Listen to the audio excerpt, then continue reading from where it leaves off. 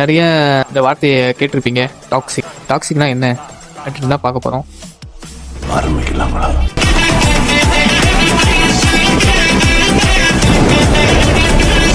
First வந்து toxic பீப்புள்னா இப்போ நீங்கள் ஹாப்பியாக இருக்கீங்க அப்படின்னு வச்சுக்கோங்க. அதை வந்து கேட்பான், ஏதாவது ஒரு பெரிய விஷயமாடா அப்படின்னு வந்து கேட்பான்.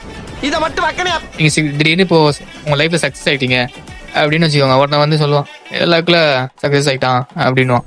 ஆனால் முட்டை போடுற கோழிக்கு தான் தெரியும் குண்டி வெளினா என்னன்னு. இவங்களை வந்து டாக்ஸிக் பீப்புள் அப்படின்னு சொல்லுவாங்க. அடுத்து என்னன்னு பார்த்தீங்கன்னா டாக்ஸிக் ரிலேஷன்ஷிப். இந்த ரிலேஷன்ஷிப்பில் லவ் இருக்கும், ஆனால் ரெஸ்பெக்ட் வந்து ஜீரோவில் நிற்கும். எப்படின்னா அந்த லவ் பண்ணுற பொண்ணுக்கு ஃப்ரெண்ட் இருக்கக்கூடாது, இந்த ட்ரெஸ் போடணும், இந்த ட்ரெஸ் போடக்கூடாது. முழுசாக அந்த பொண்ணை வந்து இவங்க கண்ட்ரோல் பண்ணுவான் கேர்ன்ற பேரில். அது வந்து டாக்ஸிக் ரிலேஷன்ஷிப். அப்புறம் பார்த்தீங்கன்னா டாக்ஸிக் ஹேபிட்ஸ்னா ஓவர் நைட்டில் இந்த ரீல்ஸ் பார்க்கறது, அப்புறம் அந்த ஓவர் திங்கிங்கு, இந்த கம்பேர் பண்ணிக்கிறது, அவன் நல்லா இருக்கான், நான் நல்லா இல்லை, அவன் வேலைக்கு போகிறேன், நான் வேலைக்கு போகல, இந்த மாதிரிலாம் நினைக்கிறது. இதெல்லாம் என்ன பண்ணுன்னா உங்கள் லைஃப்பை கொஞ்சம் ஸ்லோவாக டேமேஜ் பண்ணும். இதுக்கு சொல்யூஷன் அப்படின்னா நோ சொல்ல பழகிக்கோங்க. டாக்ஸிக் பீப்புள்லேருந்து டிஸ்டன்ஸ் மெயின்டைன் பண்ணிக்கோங்க. உங்களோட ஃபஸ்ட்டு ப்ரியாரிட்டி உங்கள் செல்ஃப் ரெஸ்பெக்ட் தான்.